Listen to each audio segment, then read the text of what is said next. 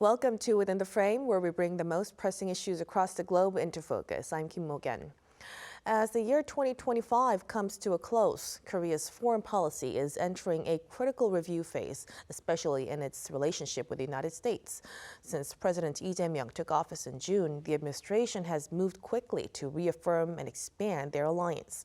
It's been a fast-moving 6 months marked by deeper trade coordination, security commitments, and shifting regional dynamics. With the year drawing to an end, now is the time to assess what progress has been made, what's changed in the alliance, and what lies ahead. For this, we connect to Henry Haggard, Senior Advisor at WestExec Advisors LLC and a former political counselor at the U.S. Embassy in Seoul. A big welcome. Thanks. Great to be here this evening. So President Lee Jae Myung, he came to office with a promising, practical, interest-first diplomacy built on the South Korea-U.S. alliance. Now that we're entering the second year, how much of that vision do you think has actually played out, Mr. Haggard? I think the first thing to look at is where we are in the alliance. And if you look at just a year ago, because we're looking at the year in review, a year ago this time, we were entering into, in Korea, a time of great uncertainty with a pending impeachment just in the wake of the martial law decision. So I think that it's important to just appreciate the fact that the relationship is as solid as it is 1 year later. And now looking to your question, what has President Lee done to institute a practical approach to his first 6 months as president? And it's true that Lee Jae Myung, as well as other Korean presidents, have focused on building their diplomatic approach based on the U.S.-ROK alliance. And Lee has done this with 2 very successful summits with President Trump, with very clear movement toward building a modernized alliance, signing a trade deal, concluding an investment deal, which I think we'll talk about all these elements later. But I think just when you're looking at where we are with the alliance, I think it's important to say a year ago we were on very rocky grounds because of the situation in South Korea. We didn't know how President Trump would come in, how he would approach South Korea. And what we have right now is a very stable relationship. There are still issues, of course, but it's a very stable relationship. So I think we have to say that President Lee has put his practical approach into effect quite successfully because of the fact that the relationship is on relatively stable grounds right now. Right. There definitely had been a lot of efforts by the Lee administration to keep and maintain and even improve the alliance with Washington. Now, let's also touch upon the recent fact sheet that's pulled together agreements on trade, security, and even energy, which something experts are calling a redesign of the alliance. From your perspective, how meaningful is this shift in the way the 2 countries are actually working together?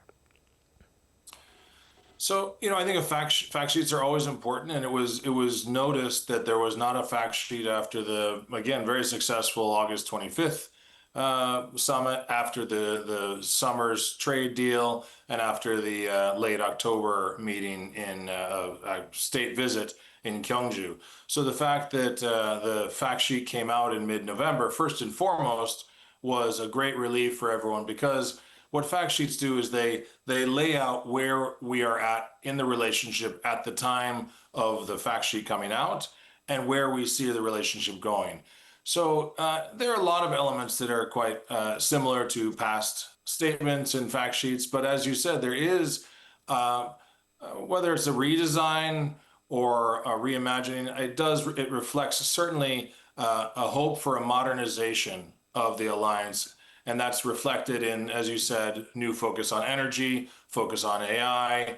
I think there, the statements about, of course, nuclear, submarines, shipbuilding, they're new elements. So I would suggest that it's not really a redesign, but it takes the really strong foundation from decades of alliance maintenance and coordination and cooperation, and it builds on that with ambition to create a more modern alliance for the next decades. So, as you've just pointed out, one of the most striking points within the agreement was America's support for South Korea to build nuclear-powered submarines.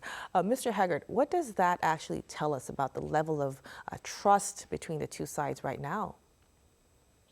Well, when I was in government, we talked about this many times. The South Korean government has asked for these the ability to build nuclear submarines for years, and the fact that the United States has agreed to start this process and allow South Korea to acquire the necessary technology to build these submarines, that really upgrades the alliance, but it also changes South Korea's approach to the region. And what I mean by that is nuclear submarines are really equipped for long duration missions. And that really means missions into the South China Sea, to the Taiwan Straits, missions away from the peninsula.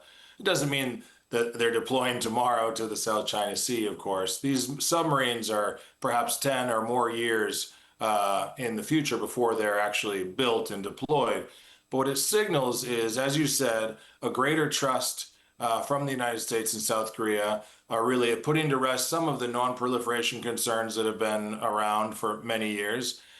But I think just as importantly, if not more importantly, it signals South Korea's regional ambition, their commitment to play a role not just in defending from the threat from the North and North Korea, but in playing a greater role in stability and security for the region.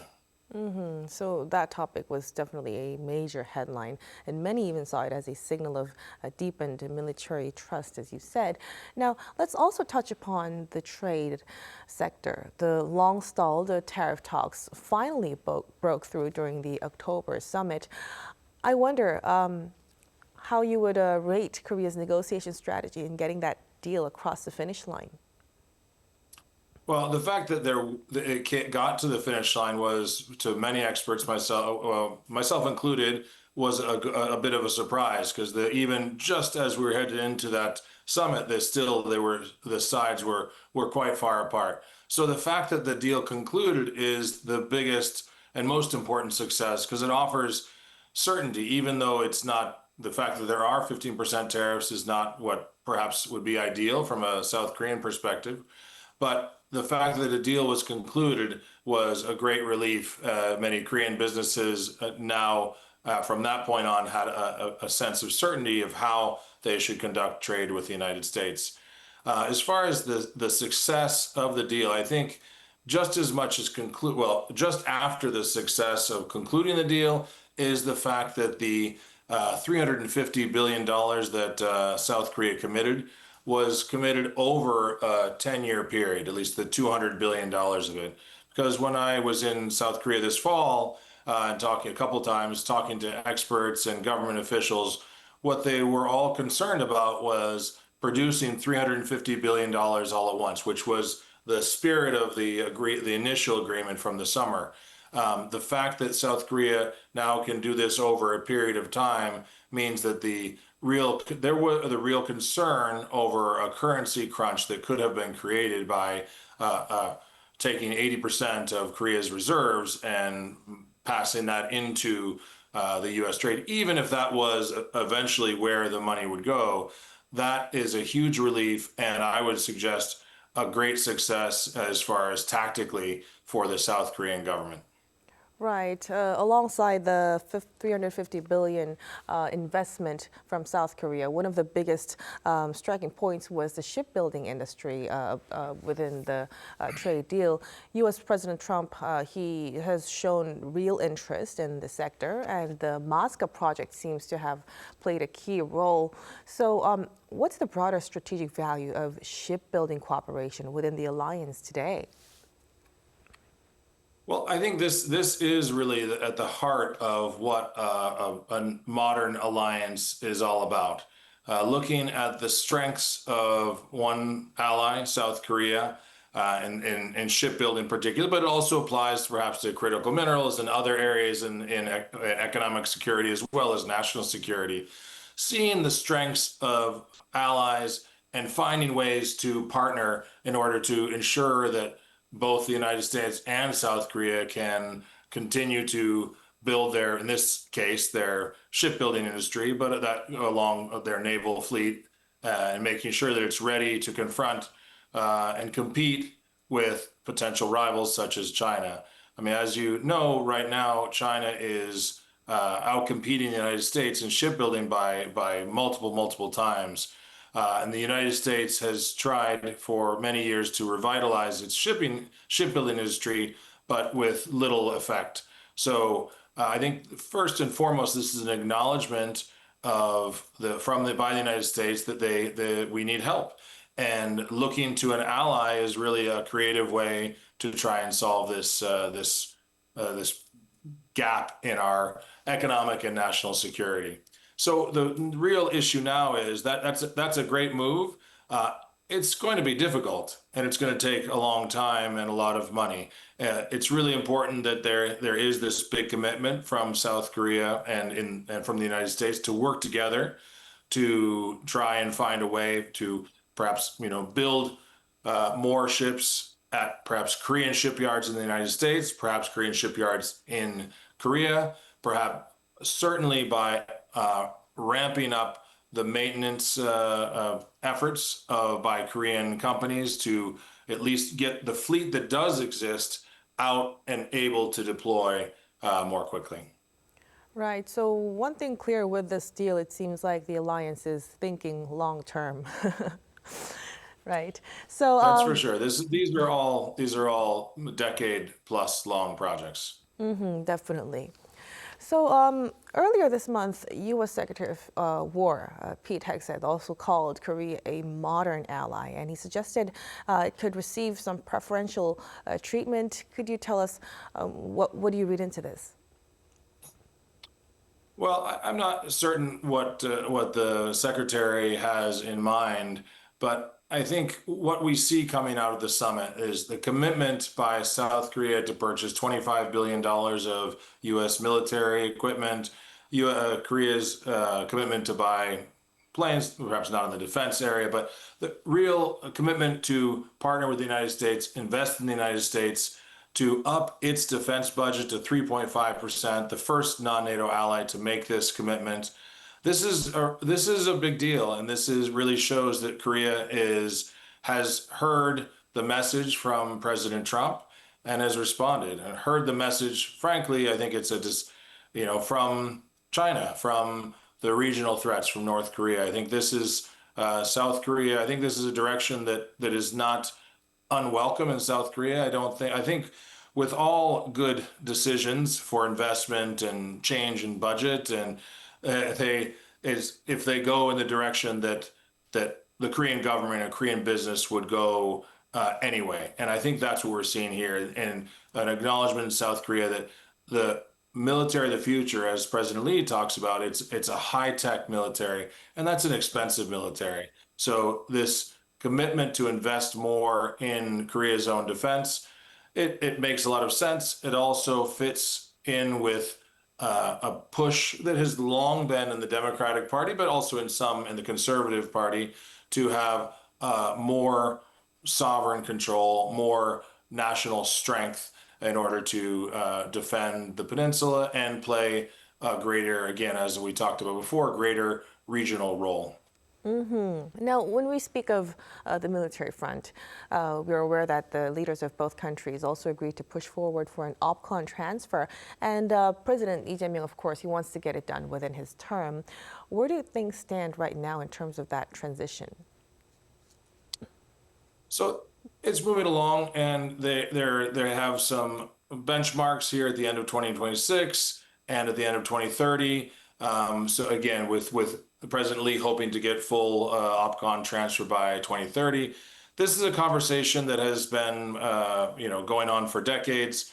Progress continues to be made. The U.S. military, of course, is very focused on conditions being met. I think that's important. I think that it's also important that if South Korea and the United States make a political decision to move forward with this transition, I think that would that could happen within the time frame. But there's still a lot of work that remains to be done. We'll see at the end of this 2026 if they make the benchmark that they've agreed to aim for, and then we'll go from there. So we'll really see how that turns out. Now, that being said, there are several pieces of the fact sheet that still need to be worked out, the details, of course. What do you see as the biggest challenge to implement, and how can South Korea actually boost its leverage on those talks? Well, right now, one of the biggest sticking issues is digital trade.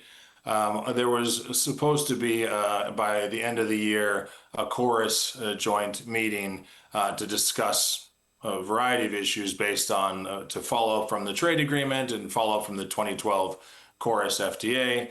That didn't happen. And that was mostly because of frictions in digital trade, in a sense, in the United States government, that the Korean government was imposing unfair regulations against large U.S. firms such as Google, Meta, and others.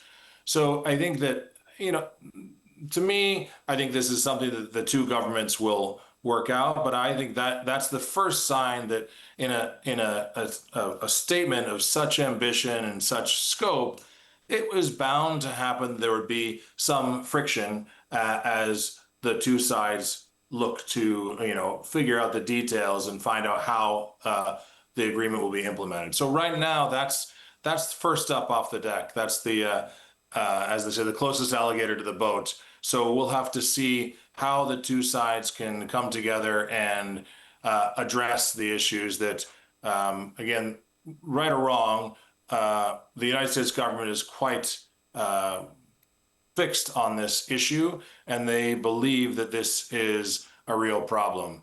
I'm certain that there are lots of negotiations and conversations going on, and confident that they'll work things out in a way that can advance this. What I think is really important, not just for the digital economy and not just for the particular issues at stake, but I think, because it's the building block for cooperation in AI, quantum, and some of the future technologies. So I think getting this digital economy issue right, figuring out how the regulatory environment can be set up for not just for our tech companies to make profit, but for American companies generally to invest in Korea. And I think that's really where it's tied to investment, and it's tied to future economic advancement for both countries.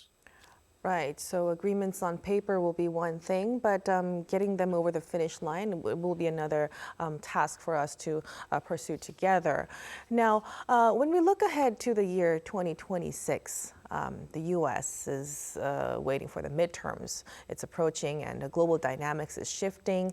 Mr. Haggard, how should South Korea position its diplomacy with Washington? What are your thoughts? Well, the good thing is, as we saw when South Korea was undergoing really severe domestic turbulence, the United States, I think, did the right thing and continued to work with South Korea, with South Korean companies, with the South Korean government, despite what was going on in South Korea. And I think the right move for the South Korean government and for South Korean companies is to do the same. And I think is to make decisions not based on who's president or governor or mayor or senator today or even this year or next year, but make these decisions that are being made about building nuclear submarines, about building a $30-40 billion fab for semiconductors in Texas, building a steel plant in Louisiana. These are 20, 30, 40, 50-year commitments. So I think the important thing is as long as Korean government and Korean companies see the value in investing and operating in the United States, I don't think there's really that much that has to change whatever happens in 2026 or 2028.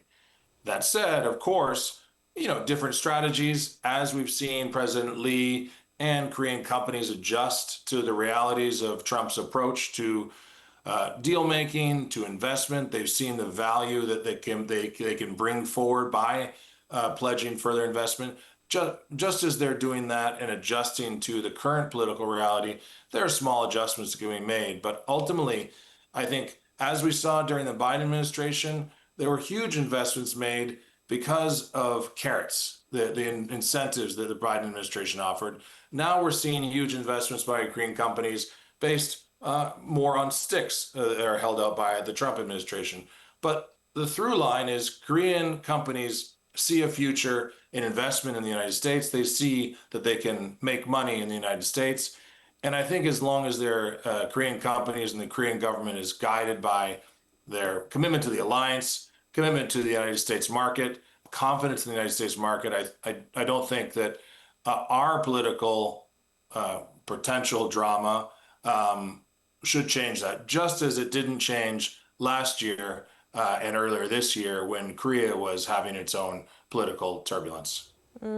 So be it through carrots or sticks, there's still more investment and cooperation awaiting the two countries. So we'll look forward to a stronger alliance moving forward. But thank you so much for your time and for your insights tonight, Mr. Haggard. We really appreciate it. Great speaking with you. Thanks so much, and Happy New Year. Happy New Year. And that'll be all from us on Within the Frame. Be sure to tune in again next time as we continue to explore the stories that matter. Till then, stay informed and engaged.